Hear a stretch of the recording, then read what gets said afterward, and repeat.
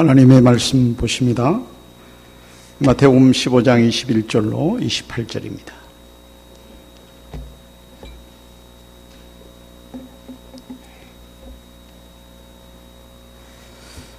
마태복음 15장 21절로 28절입니다.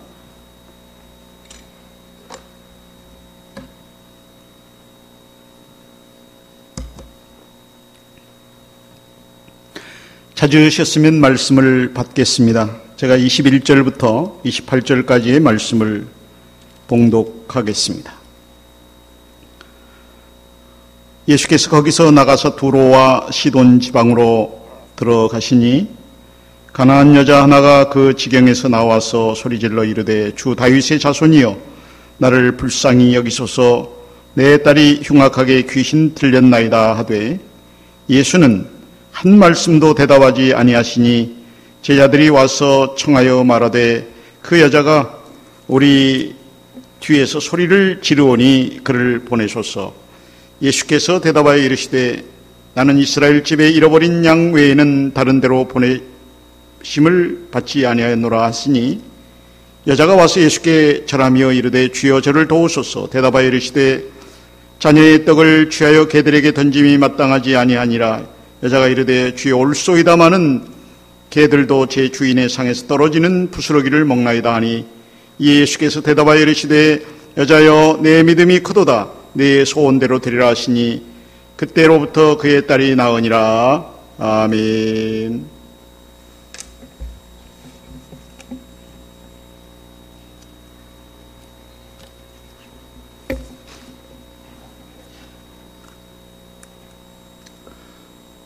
지루한 장마와 무더운 여름을 성도 여러분들 어떻게 보내고 계십니까? 저는 여러분들이 기도해 주셔서 잘 지내고 있습니다. 오늘은 제가 이렇게 강단에 서게 되었습니다. 담임 목사가 휴가를 떠나면서 이번 주일 강단은 원로 목사가 좀 맡아달라고 그래서 제가 이렇게 서게 되었습니다. 은퇴 후에 몇 달 동안 우리 교회에서 설교를 하지 않아서 우리 교회에서 설교하는 것이 좀 낯선 느낌이 듭니다. 저는 그동안 4차례에 걸쳐서 단기 선교를 다녀왔습니다. 필리핀에 2주, 그리고 C국에 3주, 동부가 3주, 2차 동부가 단기 선교 2주 이렇게 10주 동안, 그러니까 2달 열흘 동안 여러분을 대신해서 밖에 나가서 복음을 전하고 돌아왔습니다. 그동안에 기도해 주시고 후원해 주신 성도 여러분에게 감사의 말씀을 드립니다. 9월 달에는 이제 국내에서 2군데에서 와서 설교를 좀 해달라고 요청이 와 있고, 또 10월 달에는 사당동에 있는 동작중앙교회의 목사님이 안식년으로 한 달 동안 미국에 가 계시게 되기 때문에 제가 10월 달에는 이제 한 달 동안 동작중앙교회에서 설교를 하게 됩니다. 그리고 이제 11월엔 또 단기 선교를 다녀와야 될 것으로 보여집니다. 오늘 우리는 마태복음 15장 21절에서 28절까지의 본문 말씀을 같이 보았습니다. 이 시간에 본문 말씀에 의지해서 여자여 내 믿음이 크도다 라고 하는 제목으로 오늘 말씀을 증거해 드리겠습니다. 첫째, 가나안 여자 하나가 주 다윗의 자손이여 나를 불쌍히 여기소서 하고 말하였습니다. 둘째, 가나안 여인은 3차례의 어려운 시험을 잘 통과하였습니다. 셋째, 예수님께서 이 가나안 여인을 향하여 여자여 내 믿음이 크도다 하고 말씀하셨습니다. 우리는 오늘 본문에서 그동안에 갈릴리 지방에 머물러 계시던 예수님께서 저 북쪽에 두로와 시돈 지방으로 떠나시는 장면을 찾아볼 수가 있습니다. 첫째, 가나안 여자 하나가 예수님에게 주 다윗의 자손이여 나를 불쌍히 여기소서 하고 말하였습니다.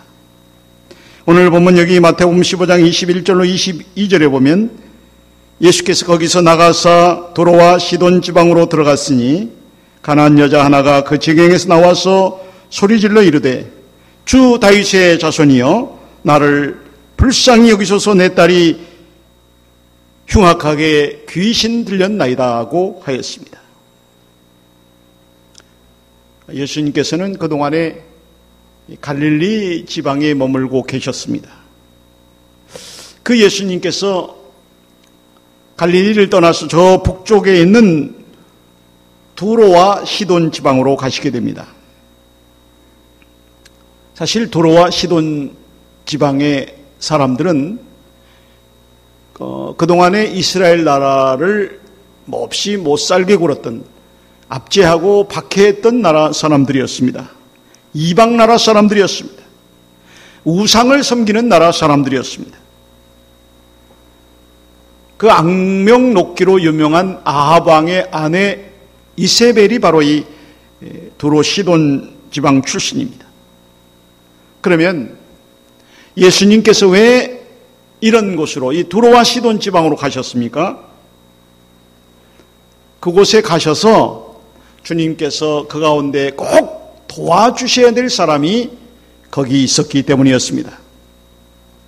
비록 이방 여인이기는 했지만은 거기에 믿음을 가진 한 사람이 있었기 때문이었습니다. 예수님께서 지금 그 여인을 염두에 두시고 그곳으로 가셨습니다. 그 여인이 누구였죠? 오늘 성경에 나오는 가나안 여자입니다. 수르보닉의 족속에 속한 가나안 여인이었습니다. 병행 구절인 마가복음 7장 26절에 보게 되면 그 여자는 헬라인이요 수르보닉의 족속이라고 하였습니다.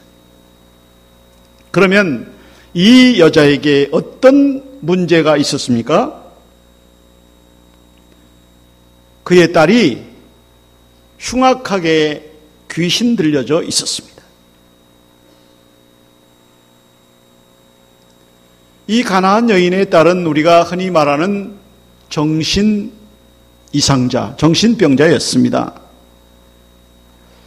사람에게 정신 이상 증세가 나타나게 되는 원인은 크게 두 가지가 있습니다. 충격에 의한 것과 귀신에 의한 것, 이렇게 두 가지입니다. 이 두 가지 가운데에 이 가나안 여인의 딸에게 나타난 증상은 귀신에 의한 것이었습니다. 가나안 여인의 딸은 지금 귀신에 붙잡혀 있었습니다. 귀신에 붙잡히게 되면 자신의 모든 의사는 다 상실해 버리게 되고 의지를 다 빼앗기게 됩니다. 이러한 정신질환은 과학과 의학이 고도로 발달한 오늘날에도 해결하기 어려운 고질병으로 되어 있습니다. 이런 병을 앓고 있는 딸의 모습을 보는 그의 어머니로서는 마음이 그렇게 아플 수가 없었습니다. 어머니로서 집에 가만히 앉아 있을 수가 없었습니다. 그래서 이 가나안 여인은 예수님의 소문을 듣기가 무섭게 예수님에게로 달려 나왔습니다. 그리고는 소리를 질렀습니다. 주 다윗의 자손이여 나를 불쌍히 여기소서 내 딸이 흉악하게 귀신 들렸나이다 하고 말했습니다.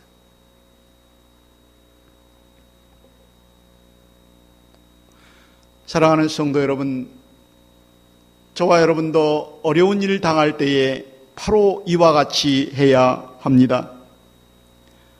우리가 원치 않는 고통을 당할 때는 주님 앞에 나와서 부르짖어야 될 때입니다. 성도 여러분, 우리 하나님은 마음이 상한 자에게 가까이 하십니다. 시편 34편 18절에 여호와는 마음이 상한 자에게 가까이 하시고 라고 말씀했습니다. 그렇기 때문에 성경에 가까이 계실 때에 그를 부르라고 말씀을 하고 있는 것입니다. 사랑하는 성도 여러분, 저와 여러분 어려운 일 당할 때 주께 부르짖는 성도들이 되어질 수 있기를 바랍니다. 내가 어려움을 당할 때는 우리 주님이 가장 내 가까이 와 계시는 때인 줄로 믿으시기를 바랍니다. 그런데 보십시오. 여기 보면 여기 가나안 여인이 매우 잘한 일이 한 가지가 소개되어져 있습니다. 어디입니까? 22절인데요. 나를 불쌍히 여기소서라고 한 바로 이 대목입니다.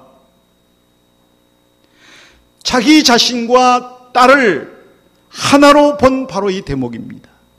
딸의 아픔을 자기 자신의 아픔으로 본 바로 이 부분입니다. 그러면 우리 예수님은 우리를 대할 때, 우리 예수님께서 여러분과 저를 대하실 때에 어떻게 대하실까요? 똑같습니다. 똑같습니다. 우리 예수님은 여러분과 저를 대하실 때에 예수님과 여러분을 하나로 생각하시게 됩니다. 우리 예수님에게는 우리를 대하실 때에 너 따로 나 따로라고 하는 법이 없습니다. 그것을 우리가 어떻게 알 수 있습니까? 사도행전 9장 4절 말씀을 보면은 잘 알 수가 있습니다. 바울이 바울 되기 전에 예수 믿는 사람들을 심하게 박해했습니다. 그러자 예수님께서 다메섹 도상에서 그를 불러 세워놓으시고는 사울아 사울아 어찌하여 내가 나를 핍박하느냐 그렇게 말씀하셨습니다. 바로 이 말씀이 우리 예수님께서 우리 각 사람을 예수님과 하나로 생각하신다고 하는 확실한 증거 올시다. 믿으시면 아멘 하시기 바랍니다. 아멘입니다. 언젠가 사팔뜨기 아들을 둔 어떤 아버지로부터 이런 말을 들은 적이 있습니다. 아들이 중학교에 다닐 때인데요. 어느 날 그 담임 선생님이 집으로 전화를 해서 아버지 보고 학교로 좀 와달라고 그런 연락이 왔습니다. 그래서 학교를 찾아갔더니 담임 선생님이 이 아들의 아버지에게 한참을 그 아들을 칭찬하고 나서 그런데요 이렇게 말을 시작하면서 그런데 한 가지 그 아이 친구들이 대개 아드님을 보고 자꾸만 사팔뜨기라고 놀려서 아이가 참 많이 기가 죽은 것 같습니다. 이렇게 말을 했습니다. 그래서 제가 그 선생님에게 말씀드리기를 사팔뜨기니까 사팔뜨기라고 부르는데 그게 무슨 상관이 있습니까? 그것 때문에 기가 죽는다면 말이 안 되지요 하고 집으로 돌아왔습니다. 그래놓고는 집에 돌아와서 그날 밤 한잠도 잠을 이루지 못했습니다. 저는 그날 밤 밤새도록 울면서 하나님 아버지 내 눈하고 내 아들의 눈하고 바꿔주십시오. 내 눈하고 내 아들의 눈하고 바꿔주십시오 하고 울면서 밤새도록 기도하고 한잠도 잠을 이루지 못했습니다. 하고 말을 하였습니다. 사랑하는 성도 여러분, 저와 여러분의 어려움을 대하시는 우리 예수님의 마음이 바로 이와 같으신 줄로 믿으시기를 바랍니다. 성도 여러분, 저와 여러분이 고통을 겪는 때는 우리 주님께서 가장 내 가까이 와 계시는 때입니다. 사랑하는 성도 여러분, 저 이방 땅으로 아무도 거들떠 보지 않는 그 모녀를 찾아가신 분이 바로 우리 주님이셨습니다. 찢어질 듯 아픈 마음과 심한 고통을 안고 살아가는 가나안 여인과 그의 딸을 찾아가신 분이 우리 주님이셨습니다. 그 예수님께서 오늘 저와 여러분을 마음에 품고 계십니다. 그러므로 저와 여러분이 언제나 이 주님 곁에만 머물러 있을 수 있기를 바랍니다. 둘째로, 가나안 여인은 세 차례 어려운 시험을 잘 통과하였습니다. 본문 23절에 가나안 여인에 대한 예수님의 첫 번째 시험이 나와 있습니다. 여기 보면 예수님께서 한 말씀도 대답하지 아니하시니라고 되어 있습니다. 바로 이것이 가나안 여인에 대한 예수님의 첫 번째 시험이었습니다. 성도 여러분, 우리 하나님은요, 절대로 악한 목적으로 성도를 시험하시지 않습니다. 넘어뜨리고 망하게 하려고 시험하시지 않습니다. 대신에 시험을 잘 통과하면 합격시켜주고 그때부터 인정하시기 위해서 우리를 시험하실 때가 있습니다. 창세기 22장 1절에 보면 하나님께서 아브라함을 시험하시려고 그에게 말씀하시기를 내 사랑하는 독자 이삭을 모리아 땅으로 데리고 가서 거기서 내게 번제로 드리라고 말씀하신 사실이 기록되어져 있는 것을 보게 됩니다.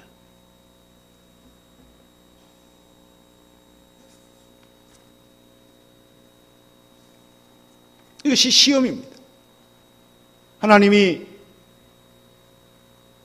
아브라함을 시험할 때 잘 통과하면 합격시켜 주시기 위해서 지금 시험하시는 것입니다. 그러면 본문에 나오는 가나안 여인은 어떻게 합니까? 지금 주님께서 이 가나안 여인을 시험하시는데 주 다윗의 자손이여 나를 불쌍히 여겨주세요 하고 외치는데 예수님은 아무 말씀도 안 하셨어요. 무시해버리신 거예요. 어쨌든 겉으로는 무시한 거는 아니지만은 겉으로 나타난 거는 무시한 거로 나타났잖아요.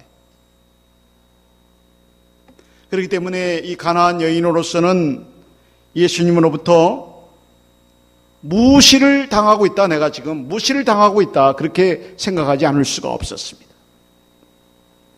나는 사람 취급도 못 받고 있구나. 그런 생각이 들 수밖에 없었습니다.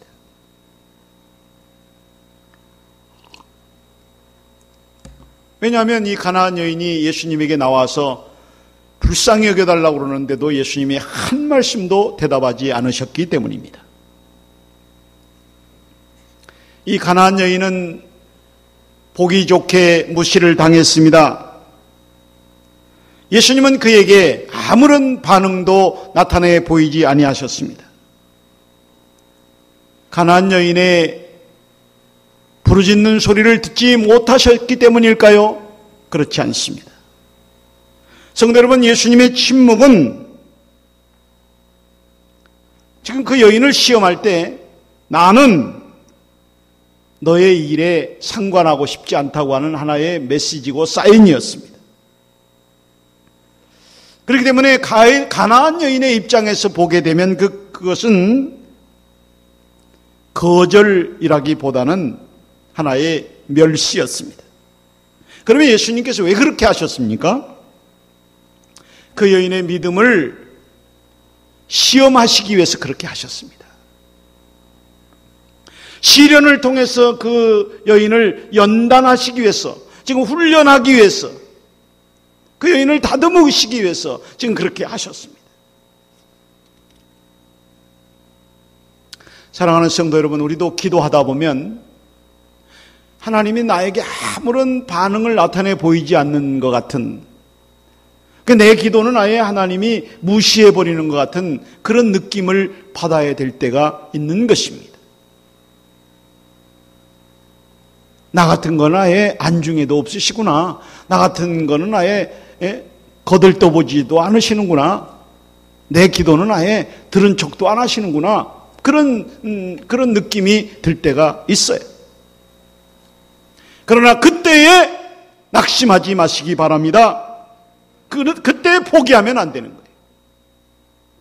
하나님은 절대로 성도의 기도를 외면하시지 아니하십니다. 거절하시는 법도 없습니다. 예수님의 침묵은 이 가나안 여인으로서는 매우 괴로운 시험이었습니다. 그런데 그럼에도 불구하고 이 가나안 여인은 이 어려운 시험을 잘 이겨냈습니다. 예수님의 제자들까지 이 여인을 귀찮게 여겨서 쫓아보내라고 그러시는데 이 여자는 그럴수록 더 열정적이었어요.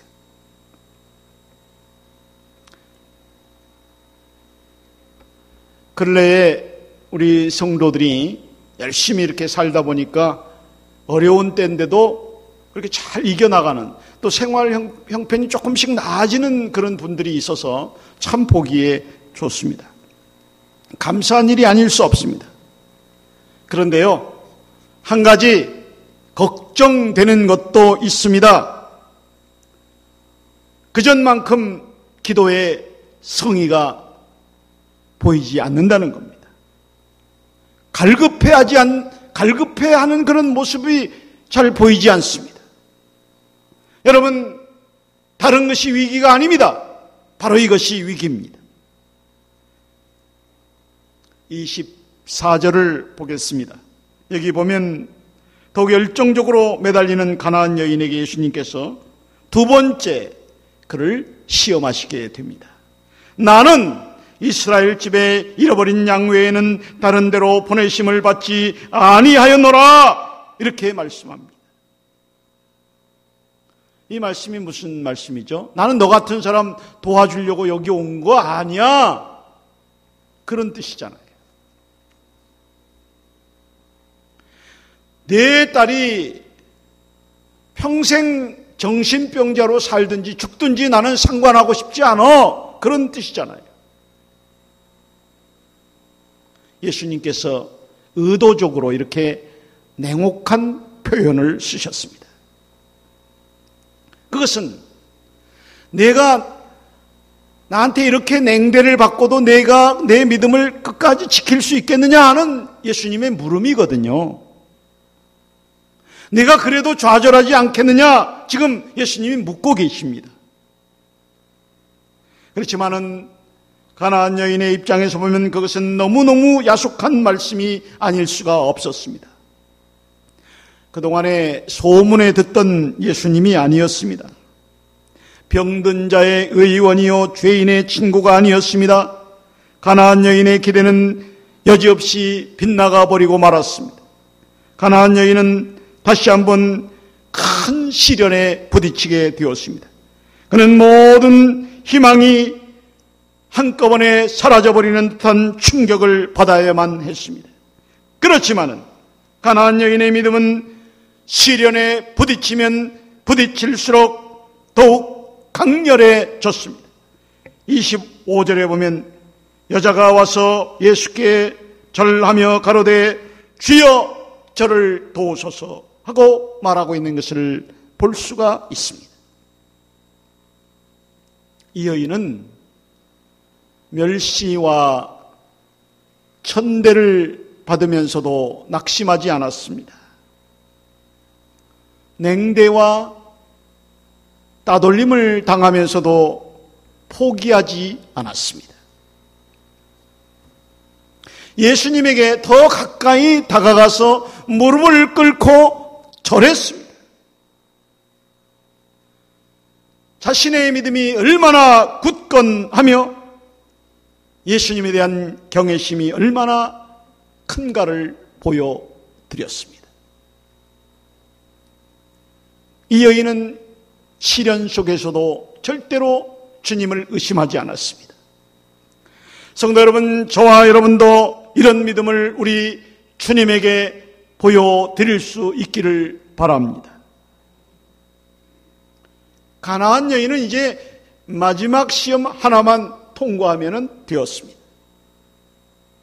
그러나 당하는 본인으로서는 갈수록 어렵고 감당하기 어려운 힘든 시험이었습니다. 가나안 여인으로서는 어쩌면 세 번째 시험이 가장 힘들었을지도 모릅니다. 예수님께서 가나안 여인에게 무엇이라고 말씀합니까? 자녀의 떡을 취하여 개들에게 던짐이 마땅치 아니하도다, 그렇게 말씀하시게 됩니다. 그러면 이 말씀이 무슨 뜻입니까? 네가 어떻게 사람이냐, 개지, 그런 뜻 아닙니까? 주님은 그를 개라고 불렀습니다. 너는 개이기 때문에 너한테는 좋은 걸 줄 수가 없다. 내 요구대로, 너는 개이기 때문에 내 요구대로 내 딸의 병을 고쳐줄 수가 없다, 그런 말씀이었습니다. 이 말은 이 가나안 여인에게 너무너무 굴욕적인 말이었습니다. 이것은 대단한 모욕이었습니다. 이 시험은 가나안 여인에게 있어서 인격적으로 처절한 짓밟힘을 당해야 되는 그런 시험이었습니다. 그러니 이 가나안 여인이 얼마나 기분이 나쁘고 자존심이 상했겠습니까? 사랑하는 성도 여러분, 때로 우리들에게, 오늘을 사는 우리들에게도 이렇게 사람들 앞에서 부끄러움을 당해야 되는 그런 때가 우리들한테도 있더라고요. 그렇기 때문에 이런 사람들 앞에서 부끄러움을 당해야 되는 이런 어려운 처지에 있을 때에 그때 그 시험을 잘 이기시기를 부탁을 드립니다. 예수님은 지금 그 가나안 여인에게 묻고 계시는 거예요. 내가 이래도 내 믿음을 끝까지 지킬 수 있겠느냐? 끝까지 인내하고 끝까지 겸손하겠느냐? 지금 묻고 계시는 거 아닙니까? 27절을 보겠습니다. 예수님은 가나안 여인을 개에 비유하시면서 시험하셨지만은 가나안 여인은 이러한 표현에 개의치 아니하고 너무너무 현명한 대답을 하였습니다. 가나안 여인이 뭐라고 대답합니까? 주여 옳소이다마는 개들도 제 주인의 상에서 떨어지는 부스러기를 먹나이다 하고 대답하게 됩니다. 여기 보면 주여 옳소이다, 옳습니다, 그랬습니다. 예, 저는 개입니다. 저는 우리 주님의 은혜를 받을 만한 아무런 자격이 없는 사람입니다 하고 자기를 낮추었습니다. 그리고 나서 개들도 제 주인의 상에서 떨어지는 부스러기를 먹나이다. 부스러기 은혜라도 주세요 그랬습니다. 성도 여러분, 얼마나 재치 있고 얼마나 겸손하고 얼마나 멋있고 얼마나 훌륭한 대답입니까? 성도 여러분, 시험을 참는 자가 복이 있습니다. 베드로전서 4장 12절에 사랑하는 자들아, 너희를 연단하려고 오는 불시험을 이상한 일 당하는 것 같이 이상히 여기지 말라고 말씀했습니다. 야고보서 1장 12절에 시험을 참는 자가 복이 있다고 말씀했습니다. 그러므로 저와 여러분도 이 가나안 여인처럼 불같은 시험을 잘 이겨내는 성도들이 되어질 수 있기를 바랍니다. 시험을 이기고 승리하는 역사가 있어지기를 바랍니다. 셋째, 예수님께서 이 가나안 여인을 향해서 여자여 내 믿음이 크도다 하고 말씀하셨습니다. 28절입니다. 28절은 한번 우리 같이 한번 읽어보겠습니다. 시작.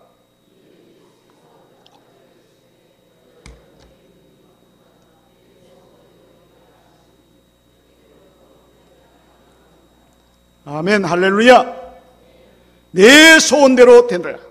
내 믿음이 크도다. 합격시켜 주신 거죠. 성도 여러분, 바로 이것이 가나안 여인이 고통과 거절과 멸시와 모욕과 서름과 굴욕을 끝까지 참으면서 믿음을 지킨 결과였습니다. 혹독한 시련을 견디고 끝까지 믿음을 지킨 결과였습니다. 제가 여러분에게 묻겠습니다. 이 가나안 여인이 무엇을 가지고 우리 예수님으로부터 여자여 내 믿음이 크도다 하는 그런 말을 들을 수 있었습니까? 시험을 참고 끝까지 인내했기 때문이었습니다. 주님에 대해서 끝까지 전폭적인 신뢰를 쏟아 놓았기 때문이었습니다. 그에게 우리가 알지 못하는 무슨 대단한 큰 믿음이 있어서 따라 여자야 내 믿음이 크다 그런 말씀을 예수님이 하신 게 아니에요. 끝까지 그가 참고 잘 견디고 믿음을 잃어버리지 않고 믿음을 끝까지 잘 지켰기 때문에 그것 때문에 내 믿음이 크다 그런 평가를 받을 수가 있었습니다. 그러므로 저와 여러분도 얼마든지 우리 주님으로부터 사랑하는 자야 내 믿음이 크도다 하는 그런 평가를 받을 수 있는 줄로 믿으시기를 바랍니다. 무슨 대단한 큰 우리가 알지 못하는 무슨 대단한 믿음이 있어야 주님이 역사하시는 거 아니에요. 누가복음 17장 6절에 너희에게 겨자씨 하나일 만한 믿음이 있었다면 이 뽕나무더러 뿌리가 뽑혀 바다에 신기오라 하였을 것이요 그것이 너희에게 순종하였으리라고 말씀했습니다. 여러분 어떻게 겨자씨만한 믿음이 겨자씨 하나일 만한 믿음이 어떻게 큰 역사를 이룰 수 있습니까? 이 뽕나무가 바다에 심겨지라고 그래도 심겨진다고 그랬는데 겨자씨 눈에 잘 보이죠. 깨알보다 더 작은데 잘 보이지도 않는 겨자씨가 어떻게 그렇게 겨자씨 하나일 만한 믿음이 어떻게 그렇게 큰 역사를 이룰 수가 있습니까? 그것은 그 겨자씨 안에 생명이 있기 때문에 그렇습니다. 여러분 생명이 있는 것은 크게 자랍니다. 생명이 있는 것은 그대로 있질 않아요. 겨자씨는